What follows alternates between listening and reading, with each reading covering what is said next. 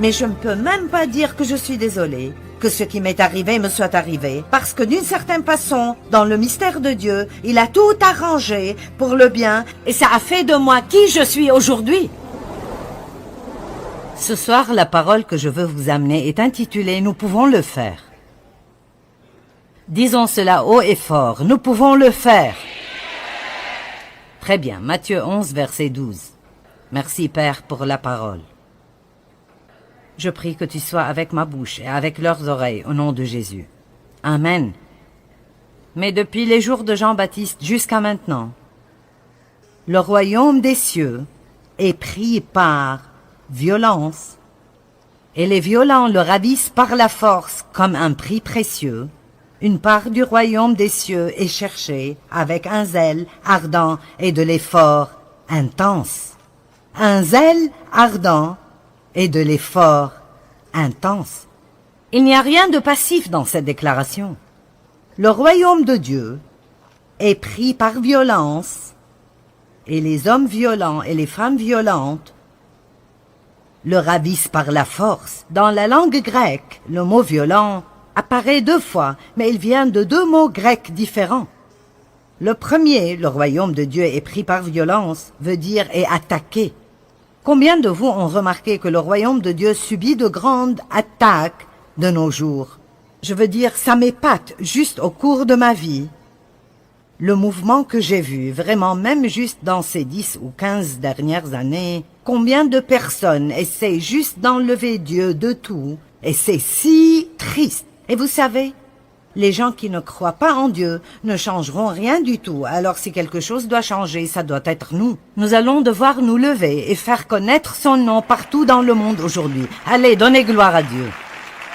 Et je suis sérieuse quand je le dis. Comment pensez-vous que ça changera notre monde si chaque personne qui dit être chrétienne sortait dans son secteur de la société et agissait comme un chrétien? Ceci va plus loin que de juste aller à l'église et de penser que nous avons accompli notre devoir parce que nous y sommes allés. Ou nous avons lu le psaume 23. Nous devons être violents. Et le deuxième mot violent ici veut dire l'énergétique, le confiant, le courageux, l'audacieux et le brave. Mais laissez-moi vous poser une question plutôt sérieuse. Êtes-vous prêts? Avez-vous même pensé à cela? Êtes-vous prêt à vraiment tenir bon et à vivre ce que vous dites que vous croyez si les temps deviennent plus difficiles?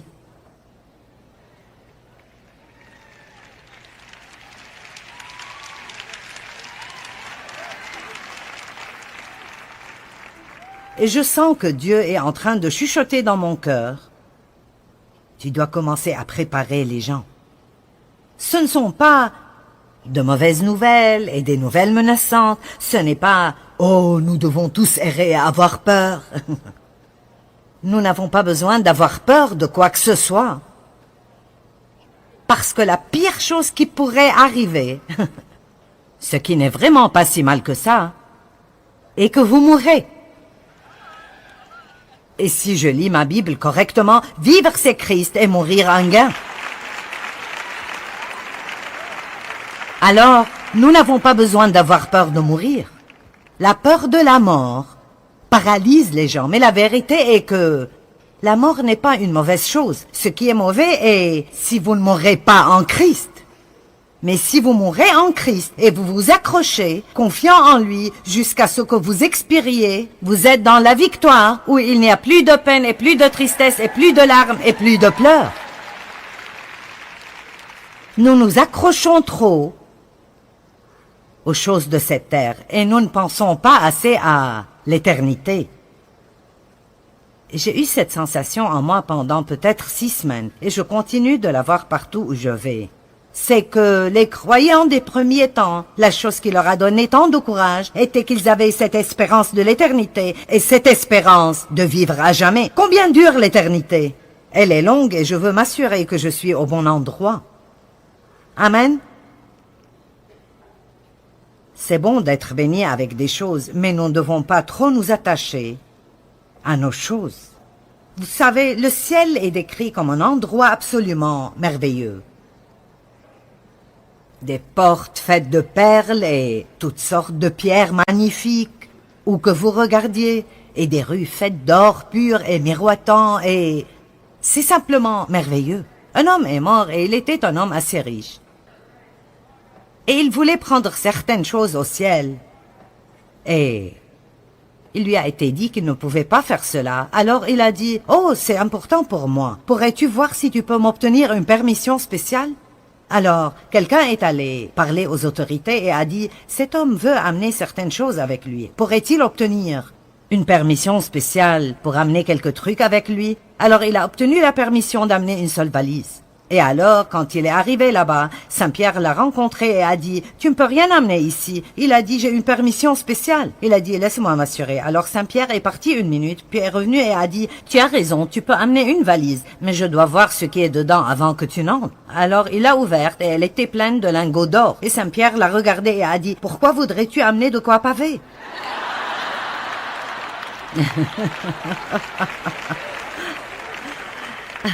Allons, ce que nous adorons ici, nous allons marcher dessus là-bas. Amen. Je pense que nous allons avoir besoin d'être courageux et vous devez être prêts à prendre position si vous êtes les seuls que vous connaissez qui sont prêts à prendre position. Nous devrons peut-être être prêts à perdre des amis. Ou bien être prêts à perdre votre travail. Parce que vous refusez de compromettre votre intégrité et vos normes morales pour garder ce travail. Allez. Et je suppose que je veux juste penser, sommes-nous prêts? Sommes-nous préparés? Et je pense que ceux de nous qui sont appelés à enseigner dans le corps de Christ doivent s'assurer que nous prêchons un message encourageant et édifiant et merveilleux qui remplit les gens d'espérance. Mon nouveau livre qui sort le printemps se rapporte à l'espérance. Continuez à espérer, j'aime beaucoup l'espérance. Je crois que nous devons tous avoir l'espérance, mais je ne veux pas que vous ne soyez pas préparés. Je veux savoir si vous n'êtes pas seulement préparés à aller au ciel, mais si vous êtes prêts à tenir ferme et à vraiment prendre position pour Christ et à ne pas seulement dire « levez-vous pour Christ ». Mais sommes-nous prêts à le faire dans la société où ça comptera vraiment? Amen. C'est bien que vous soyez semi-enthousiasmés, mais je veux plus d'enthousiasme. Je ne sais pas pour vous, mais j'ai vécu trop d'années de ma vie dans la peur. La peur de ce que les gens pensent, de ce qu'ils diraient, de ce qu'ils feraient, de s'ils m'abandonneraient, me rejetteraient, de si je ne suis pas invité à la fête, de si personne ne déjeune avec moi. Et vous savez quoi? Je refuse de vivre dans la peur plus longtemps. Parce que vous savez ce que j'ai découvert? S'il n'y a que moi et Jésus, je peux le faire. Et vous aussi.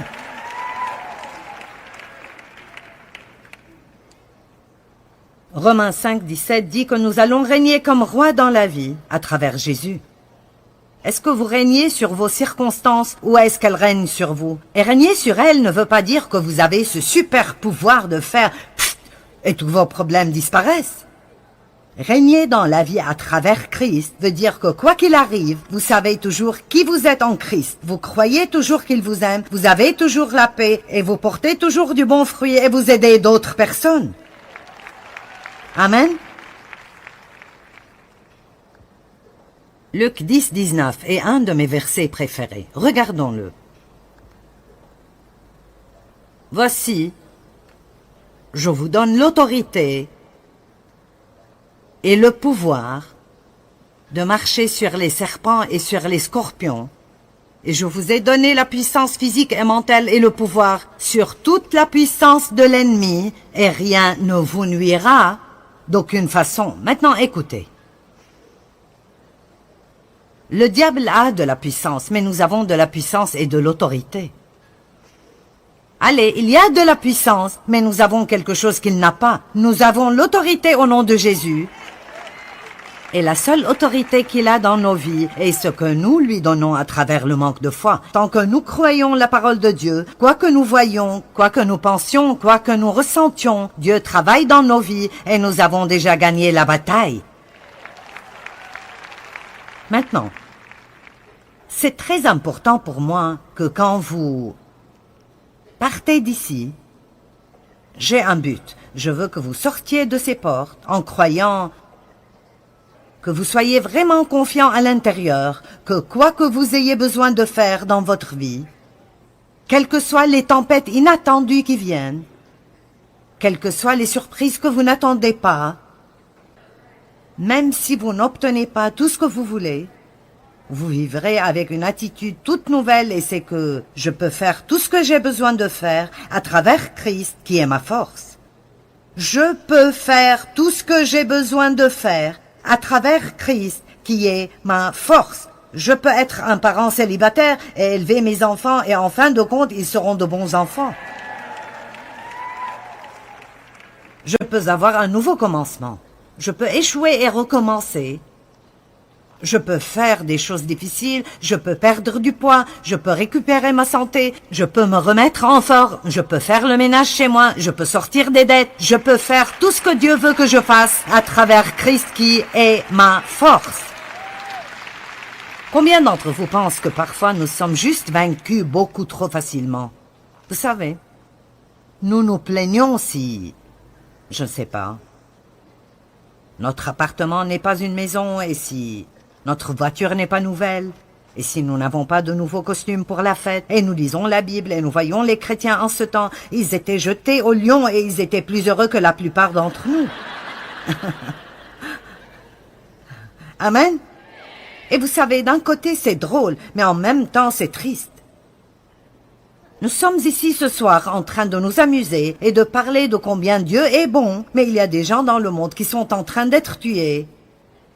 Maintenant, aujourd'hui, dans ce monde, c'est possible que ce soir, alors que nous sommes là, ils doivent prendre position et dire « Je ne fléchirai pas les genoux, je me tiendrai fermement, je crois en Jésus. » Amen. Et vous ne devez pas avoir peur de cela, parce que tout ce dont nous devons faire, Dieu nous donnera la grâce de le faire. J'ai entendu une histoire une fois à propos de deux hommes qui allaient être brûlés au bûcher le jour suivant. Et l'un d'eux était un vieil homme qui était très proche de Dieu. C'est étonnant combien la peur disparaît dans votre vie, plus vous avez de l'expérience avec Dieu. Et l'autre était un croyant plus jeune. Et ils aimaient Dieu, mais cet homme plus âgé avait beaucoup d'expérience avec la fidélité de Dieu. Quand vous êtes plus jeune, souvent dans la foi, vous voulez tout ressentir pour le croire. Mais plus vous vieillissez, plus vous avez de l'expérience avec Dieu, plus vous réalisez que croire vient en premier et toutes les autres sensations viennent après.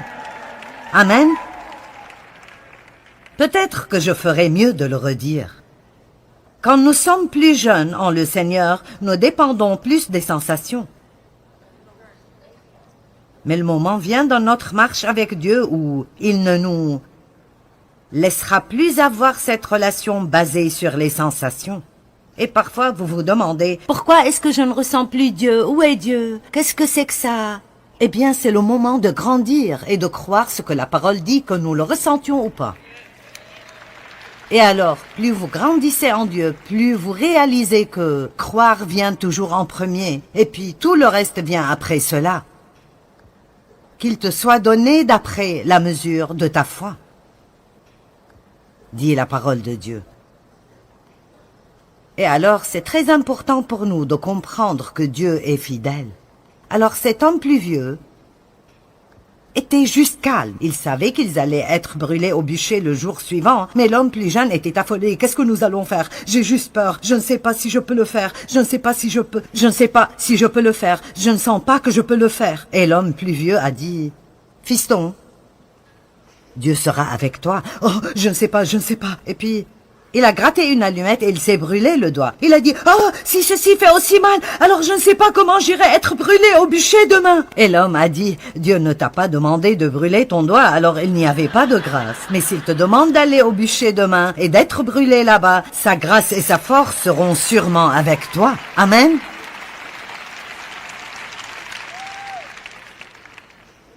Ne vivons pas dans la peur. La Bible dit que dans les derniers jours, les cœurs des hommes succomberont à la peur. Mais prenons une décision. Je ne laisserai pas la peur être le facteur qui règne dans ma vie. Amen. Maintenant, nous allons voir une photo d'une femme qui est devenue très célèbre. Son nom était Rosie et on l'appelait Rosie la riveteuse. Pouvons-nous projeter cette image? Et je ne suis pas Rosie, mais ça vient. La voici. Maintenant. Vous savez, c'est une image emblématique. Tout le monde la reconnaît. Elle est de la Seconde Guerre mondiale. Et elle dit vraiment quelque chose sans rien dire. C'est comme « Oui, nous pouvons le faire ». Alors, j'ai commencé à m'entraîner quand j'avais à peu près 62 ou 63 ans. C'est un peu tard dans la vie pour commencer, mais j'ai fait faire cela et je l'ai mis sur le mur où je m'exerce.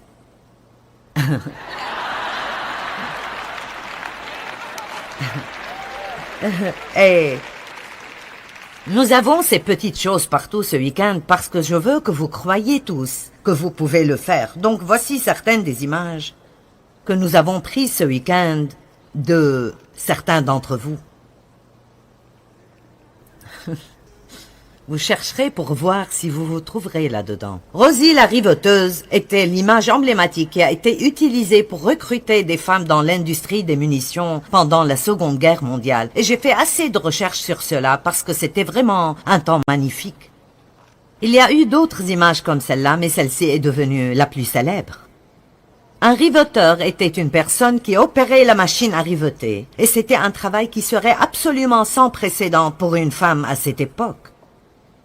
Au moment où la Deuxième Guerre mondiale est terminée, et je vous donnerai juste des chiffres ronds ici, nous avons produit près de 300 000 avions, 103 000 chars d'assaut et canons automoteurs, 372 000 pièces d'artillerie, 47 millions de tonnes de munitions pour l'artillerie, 87 000 bateaux de guerre, 44 millions de balles pour armes de petit calibre, des munitions. Time Magazine a appelé la production un miracle et elle ne serait pas arrivée sans les femmes.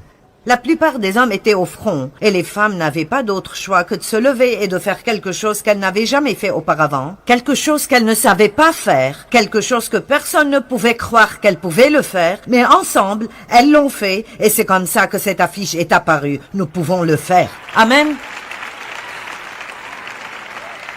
Mon message pour vous ce soir est que nous pouvons le faire.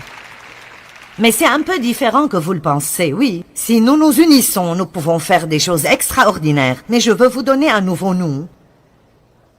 Votre nous et mon nous et le Père, le Fils, le Saint-Esprit et moi. Tout le monde dit mon nous et le Père, le Fils, le Saint-Esprit et moi. Nous devons réaliser que nous avons toujours une équipe avec nous, Dieu le Père, Jésus le Fils, le Saint-Esprit et tous les anges dont la Bible nous dit qu'ils sont avec nous tout le temps pour nous protéger et nous éloigner du mal. Nous faisons partie d'un grand groupe. Et donc, nous n'avons pas besoin de vivre dans la peur. Il vous confiera à ses anges pour qu'ils vous protègent et vous défendent dans toutes vos manières d'obéissance et de service. Vous savez, ma mère vivait dans la peur de mon père. Si vous avez entendu mon histoire, vous savez que j'ai été abusée sexuellement par mon père et... Je veux dire, il était très méchant et il l'a maltraitée. Il l'a frappée régulièrement. Il a pratiquement détruit la vie de mon frère. Et ma mère savait ce qu'il me faisait et elle ne faisait rien à ce propos.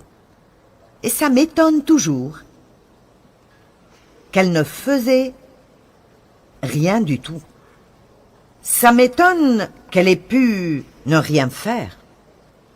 Mais vous savez pourquoi elle ne faisait rien?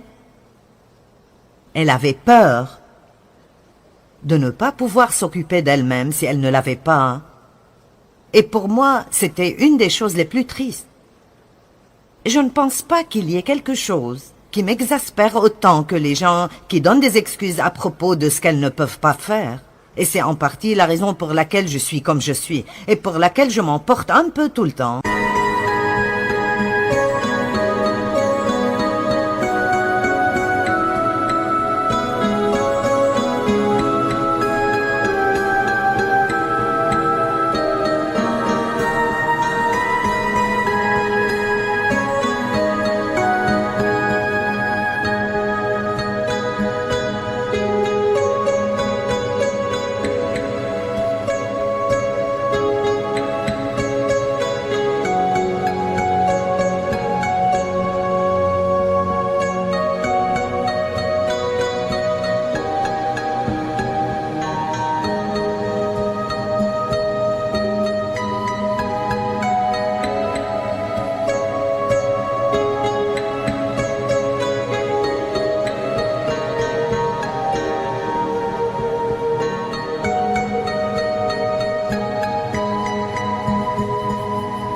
Mais écoutez, vous pouvez faire tout ce que vous devez faire à travers Christ qui vous fortifie. Vous dites, eh bien, peut-être que ta mère n'était pas chrétienne. Ce qui est intéressant est que ma mère était une croyante, mais elle était une croyante qui ne croyait pas.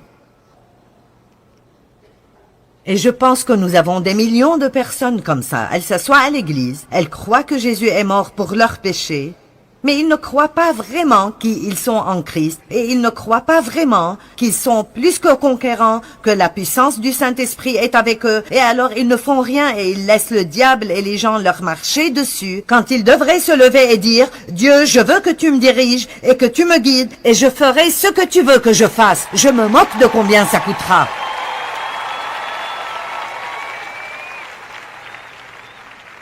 Ma mère a fini par avoir une maladie mentale à cause de la culpabilisation et de la peur. Et elle est allée au ciel avec Jésus l'année passée, mais elle a vraiment eu une vie misérable. Une vie terriblement misérable. Elle avait peur de ne pas pouvoir vivre sans cet homme qui était abusif et méchant et odieux. Et Dieu merci, il a été sauvé avant de mourir, alors il est devenu un peu plus doux. Mais ce que je veux dire est qu'elle pensait qu'elle ne pouvait pas vivre sans quelqu'un qui la rendait misérable. Laissez-moi vous dire quelque chose. Les dames, vous devez dépasser la peur de l'homme. Votre vie ne doit pas être manipulée ou contrôlée par ce que quelqu'un fera ou ne fera pas, ou ce qu'il pensera ou dira. Nous laissons trop de ces choses contrôler et diriger notre destinée, et c'est indu de faire cela. Et j'appelle les gens qui diront « Je commencerai à suivre la direction du Saint-Esprit ». Je me moque de si je n'ai aucun ami dans ce monde entier, ou si personne au monde n'est d'accord avec moi. Je veux être ce que Dieu veut que je sois et faire ce qu'il veut que je fasse.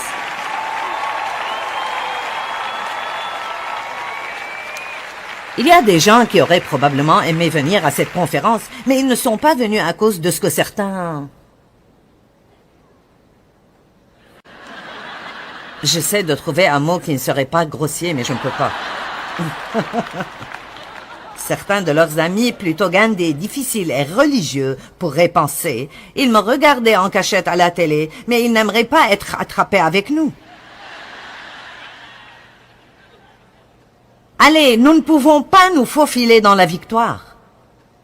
Si nous voulons vraiment avoir la victoire, alors nous devons nous lever et agir comme si nous croyons vraiment que Jésus est vivant et être déterminés d'avoir la vie qu'il veut que nous ayons. Nous pouvons le faire. Nous pouvons faire tout ce que nous avons besoin de faire. Ces femmes dans la Deuxième Guerre mondiale, c'était en temps de guerre. Puis-je vous dire quelque chose? Nous sommes en temps de guerre. Nous sommes en guerre maintenant. Nous sommes en guerre contre le diable. Nous avons la guerre contre nos pensées. Nous avons la guerre contre nos émotions. Il y a la guerre contre nos enfants. Il y a la guerre contre le concept et l'idée en entier de Dieu comme créateur. Partout où vous regardez, il y a la guerre contre tout ce qui est bon et moral et droit. Et une fois de plus, ce ne sont pas les non-croyants qui changeront la situation, ce doit être nous. La vérité est que chacun d'entre nous devrait sortir, chacun dans notre petite partie de la société, et d'être ce que nous déclarons être, et d'agir comme si nous croyons ce que nous disons que nous croyons. Je ne demande à personne d'aller faire une émeute, je vous demande juste de sortir et d'agir comme un chrétien. Nous n'avons pas à nous excuser pour le fait de croire en Dieu. Nous ne devons pas être odieux à ce propos et marcher au bureau chaque jour en priant, en marmonnant et en ayant une attitude religieuse et orgueilleuse, mais nous devons être audacieux dans notre foi. Amen. On est en guerre. Les armes de notre guerre ne sont pas charnelles, mais elles sont puissantes pour la destruction des forteresses. Nous sommes dans une guerre morale aujourd'hui. Laissez-moi vous poser une question. Où sont les Daniel, les Shadrach, les Meshach et les Abednego? Où sont les Esther et les Ruth et les gens comme ça? Où sont les Joseph qui iraient en prison plutôt que de compromettre leur moralité? Daniel qui est allé dans la fosse aux lions plutôt que de se prosterner devant un roi méchant, Shadrach, Meshach et Abednego, qui sont allés dans la fournaise de feu, et ils ne sentaient même pas comme de la fumée. Vous voyez, nous avons peur de passer par des choses, mais la vérité est que les choses par lesquelles nous passons nous rendent plus forts. C'est vrai, elles nous rendent plus forts. C'est pour cela que je ne peux plus dire « Oh, si seulement je n'avais pas subi l'abus de mon père !» Et ça paraît fou pour quelqu'un qui n'a peut-être pas encore eu cette expérience avec Dieu, mais quand j'ai commencé, si seulement je n'avais pas été abusée, eh bien, si j'avais juste eu de meilleurs parents, alors j'aurais pu faire quelque chose. Et j'ai finalement été fatiguée de faire cela, et j'ai regardé la parole de Dieu, et j'ai découvert que je pouvais avoir une bonne vie quand même. Mais même alors, pendant des années, c'était comme, eh bien, si seulement je n'avais pas subi d'abus. Vous savez, s'il n'y avait juste pas ce point difficile là dans ma vie, et un jour je disais à quelqu'un, si seulement je n'avais pas subi d'abus, et c'était presque comme si je ne pouvais plus le dire. Ce n'était plus juste du tout, et j'ai arrêté, et j'ai pensé, tu sais quoi? Ça paraît fou, je sais, mais je ne peux même pas dire que je suis désolée, que ce qui m'est arrivé me soit arrivé, parce que d'une certaine façon, dans le mystère de Dieu, il a tout arrangé pour le bien, et ça a fait de moi qui je suis aujourd'hui. Dieu fait concourir toutes choses au bien. Cette chose n'était pas bonne, elle ne venait pas de Dieu, mais il l'a faite concourir avec les autres choses. Et maintenant, je dis ce que Satan a utilisé pour...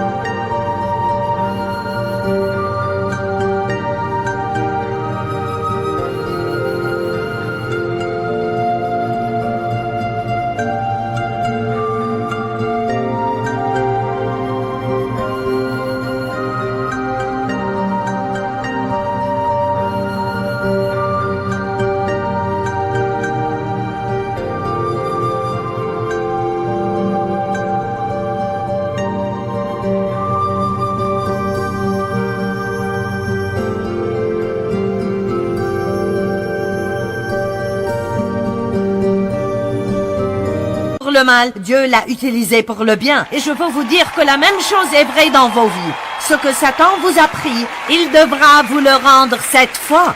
La chose qu'il vous a faite, vous allez vous retourner et faire du bien à cause d'elle. Amen. Nous pouvons le faire.